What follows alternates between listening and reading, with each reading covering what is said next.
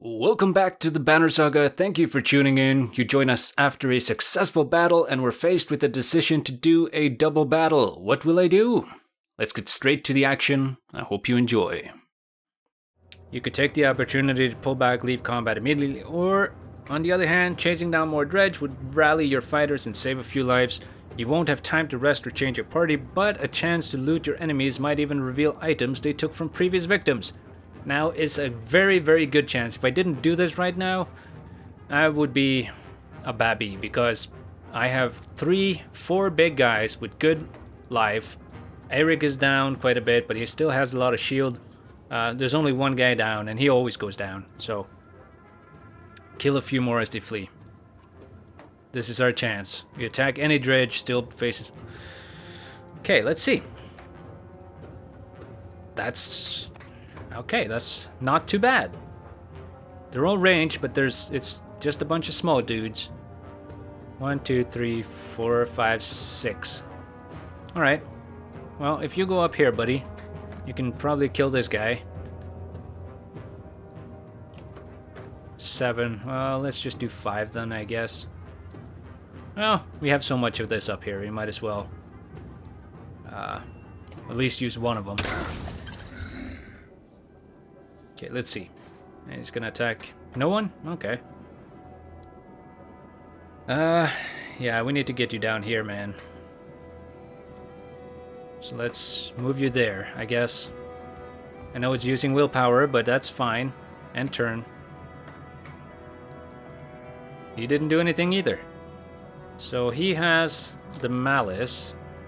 Taunts adjacent units. It's not something that's hugely useful right now in his position, based on his situation on the map and nearby friends. So let's just move up here. You can't see how much damage you can do though when you hover over now. That's weird. You see that? Not until you click them. Okay, well. Let's do that. That's good. I love that they walk away.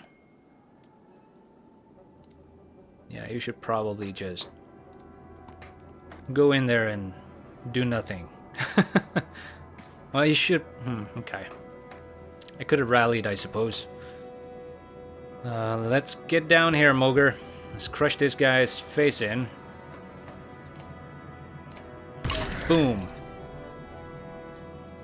Slingshot marksman, or whatever it was called. This is gonna be a very long episode. That's fine, though.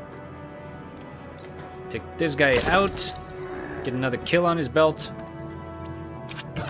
And he goes down. Predictably so. Gris, you're a big scary man. You can just walk in here and cause havoc, right? Okay, so let's see what you can do. Slinger runs several spaces away from an attacker when hit. They all have back off. Okay. He has battering ram. For one armored bus pass through. That's not going to be useful now. Normal attack is going to be fine. Let's use 2 willpower. Get him real weak and babby-like. And this guy comes in, does nothing. I'm okay with that.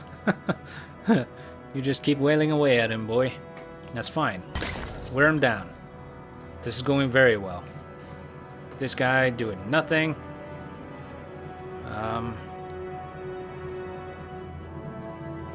Bring the pain. Fine.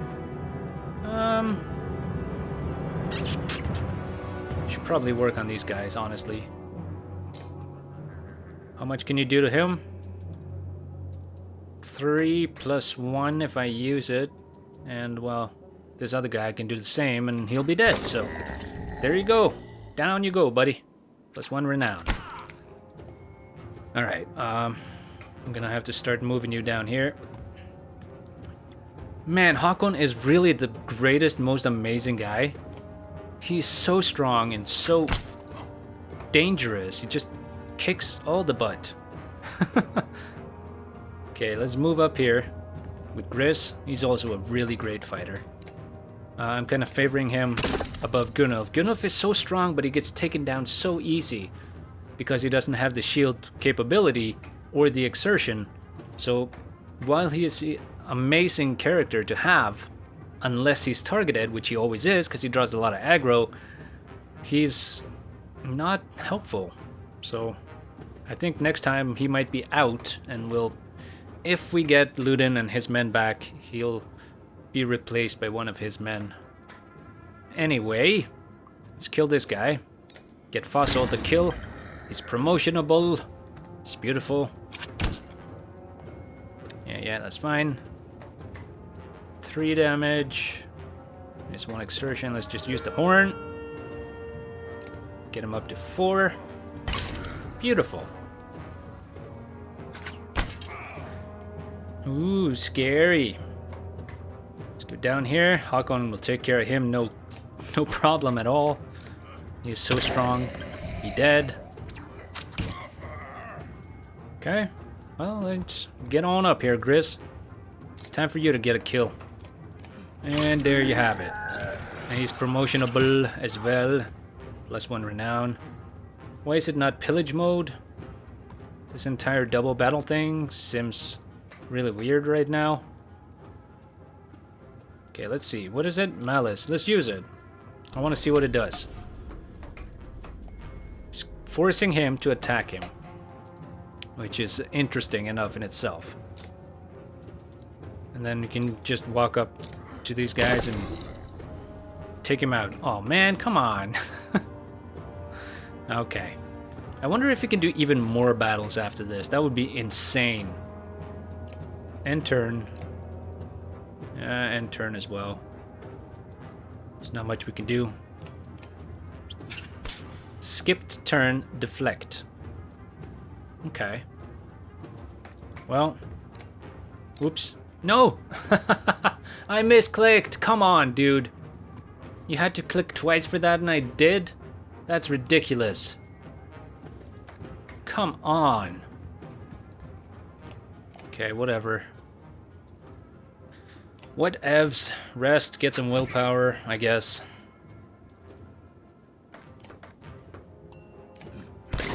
Well, I guess that's good for something, right? Okay, let's give Mogr his kill. He is such a useful character. Nice victory. The foe's lying dead at your feet. Kills. Look at all those kills. Win bonus 2. Whatever that means. Fighters lost 1. Ronald lost 8. Injuries 2. That's fine. Come on. Come on. See a big number. 22 renown. That's amazing. That's great. What a fantastic battle this was. Oh, I'm so happy. What in the depths are these? You wonder, looking at the unusual dredge slingers. Nobody knows. Without warning, a deranged and half-dead slag stumbles out of brush, throwing itself upon the yaks attached to the treasure cart.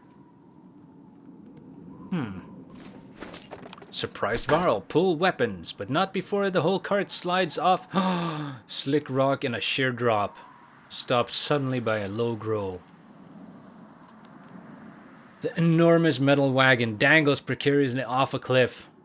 From the end swings a confused yak, still tied to its reins. On top, the dredge hangs on tight, keeping the whole thing from plummeting over the side, is Gunnulf. One hand white-knuckling the cart, the other wrapped around a tree trunk.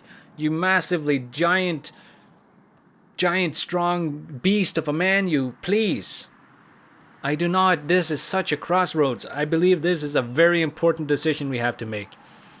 We could lose something here.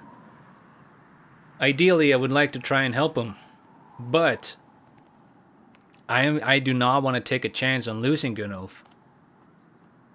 I know I just knocked him in the last episode for his lack of shield, but come on, this man, he's been with us from the start. We're not about losing members. I'm attached to you, gosh darn it, you beautiful bastard. Okay. Try to knock the dredge off. Try to help. Tell him to let go. Just please let go, man. My duty, he grunts. He doesn't budge. You wonder how much this responsibility defines his reason for living. The dredge has found some footing and is trying to clamber up over the cart. The tree creaks under the weight. Try to help him. Knock the dredge off. No. Try to help him. Let go, please. Gunnulf, God dang it, you stupid, beautiful man. Let go. With a roar that sounds more like you just stabbed him in the side than gave an order, Gunnulf lets go of the cart. It flips over the side in a flash, followed much later by a dull thud and a crack. At the base of the steep cliff, hundreds of yards below, the treasure cart has exploded into a frozen firework of gold, valuable Diox, and dredge gore. That was a costly mistake, grits Ubin between clenched teeth.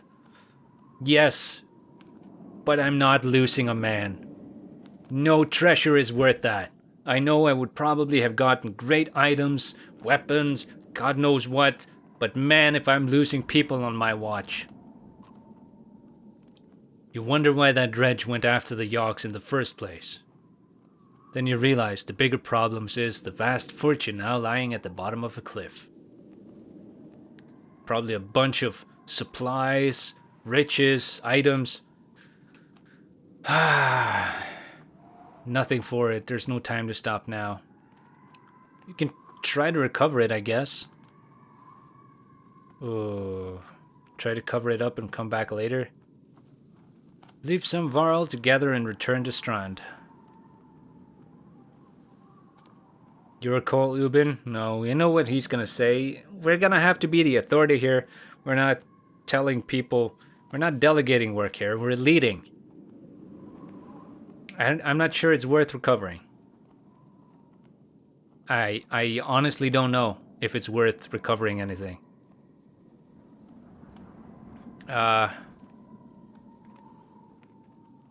Jesus, I'm getting sweats from this. This is such intense decisions.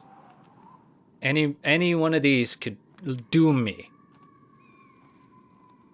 Except number one, which is the safe option, but... Okay, let's try to recover what we can quickly. No baloney, come on. Let's just play it safe here, guys, okay? You gather ideas for hoisting the loot, all of them difficult and time-consuming. Eventually you settle on lowering a man by rope into the valley. He grabs a few valuables and covers up the rest, but not much else. You face the fact that you've got nowhere to put them and nothing to pull them with, even if you did recover them. A day later, you're back on the march, without much to show for it. Either way, I'm happy. I'm gonna proceed on to this Godstone here, and we can gather our thoughts a little bit. Man, I'm sure I could have done differently there at the end, but here's the Godstone. Look at this beautiful artwork, man. It's such a pretty, pretty game. The caravan stops, Godstone looming overhead for a short rest. The warriors are glad for it, and the stone gives you an ancient sense of being watched over, in a comforting way. Didn't help the bodies underneath it, though. The earth at the base of the Godstone is scarred, like a struggle occurred. Merchants, no dredge, encircling Denglr are a variety of goods. A barrel of mead, who knows how old, loose silver, a statue made of soapstone, offerings to a dead god. Leave the dead and their offerings alone? Hell no! Leave the offerings, but check for the merchant's brother. Yeah. Gather whatever you can? Come on, we're not scavengers yet. We're not that desperate. Leave the offerings, but check for the merchant's brother. In the midst of the pile of bodies, a glitter catches your eye. You fish a gold necklace out from a jerkin to find 5 golden rings strung on it. The merchant's brother. Guess he didn't make it, you mutter. Take the necklace with intent to return it. Take the necklace for yourself. Leave it. With the intent of returning it. I'm a good man, I'm an honorable man, I'm a man of my word. I'm gonna take it to return it. You toss the necklace to Mogr and tell him to hang on to it. If anyone can be trusted, it's him. I agree. Mogr is a very trustworthy man. Plus 10 renown. Sweet. Don't know what made them think the Godstones be safe, Mogr grunts. We're completely exposed up here. If we're going to rest, I think we ought to do a little further away. Alright. He is correct. But let's examine the Godstone. Denglr was always one of the favorites among men, god of good fortune. They believed he brought luck, wealth, or whatever else you wished you had, but couldn't get on your own. The word fortune has a lot of meanings. Eventually, you move on. That's it, I suppose. Can we, like, set up camp here? Godstone Denglr. Denglr. Dingleman. Can we read this? Denglr is friend to... Oh, that's cool. You could read the side. Alright, I'm gonna set up camp right here, as I need a little bit of a rest. My brain is tired. I'm gonna come back and keep continuing this episode, but let's take a look at our heroes, see what the status is. Everybody good, but we can do a lot of promotion, I'm sure. How much will that cost me? 15. Alright. Gris can be promoted. Fasolt can be promoted. Erik can be promoted. Oh, I didn't expect that. I forgot. Moger can be promoted. Probably twice. Gunnulf can be promoted, which he desperately needs. We can get assertion, and we can up his armor. I'm so glad you're still with us, Gunnulf. Honestly. I was afraid I was gonna have to send him off that cliff. We should definitely increase Hakon so he can have one of these items. And then we'll see how we can delegate the rest of our points. Alright guys, after some deliberation, I've decided what to do with my many renown points, and we totally need to promote Hakon. We need to get him as high as possible. It's going to cost me 15 renown, which is fine. Yes, I confirm. No regrets. And he needs 2 more kills to be top dog number 5 level. And we can give him this. Attacks never deflected, plus 10% chance to 2 strength damage. That's huge. I mean, he doesn't really need it because he already does a lot of damage, but, you know, at the moment, he's the only one who is high enough level to use it, so there's no real point in letting it go to waste. Anyway, let's put some points in here. Do we need more willpower? Let's max out his shield. And... give him even more damage. Yeah, that's what we're gonna do. Look at this. Unbelievable. Fantastic stats. Confirm. Hakon, my man. Alright, who else do we need to promote? Let's choose carefully here. I think we can promote all of them. Erik is a super useful character, in my humble opinion. Moger also very useful. Gunnulf, he desperately needs to be promoted. So we're going to do it. It's going to be low cost. 5. Yes, I know I'm using all my renown, but this is what it's used for. You know, that and buying things. And at the moment, we don't need to buy that much. So, we definitely need to add exertion to him. And up his shield. So that's step 1. Probably need more shield on him, but exertion is the most important one for him. Because he has none. There we go. Gunnulf, Moger, Erik to rank 3. Shieldmaster. Moger is super useful though. He is already pretty fantastic. And Gris is also already pretty fantastic. Which one is Fasolt has a lot more shield. He's a provoker, so he draws the aggro. Strong arm. Gris is just powerful beast. But I like that he already has pretty good stuff. You know, he has 2 exertion, 2 shield banging. He has 4 willpower, 12. You know, there's nothing to really complain about this guy. Hakon, we already went through. But let's then choose Moger because he is a fantastic unit that we really need. Gonna use 10 to upgrade him. Yes. And glorious. Let's make him stronger and give him 2 exertion. Whew. Aren't you a fantastic son of a gun, aren't you? We can already promote him again, but that's going to cost too much. Yeah, it's looking good. You need 5 renown, right? To upgrade these guys. Yeah. Oops. Clicking all the wrong buttons. Alright, good. We should probably head on off. I've got great morale. 44 days of supplies. Let's take a look at our map. We haven't looked at it in a while. Just see kind of where we're sitting. We're going to Ridgehorn. We're kind of veering off towards Ridgehorn before we go back towards Grofheim. We got reinforcements from Schlied. Man, my music is really loud in my ears, but I can't turn it down because then the volume is all messed up. One of 6 horns, built into the foot of the Long Reach. Ridgehorn looks out over Denglr's Bay and Strand. Built at the time when dredge regularly emerged from the deep fjords nearby threatening commerce.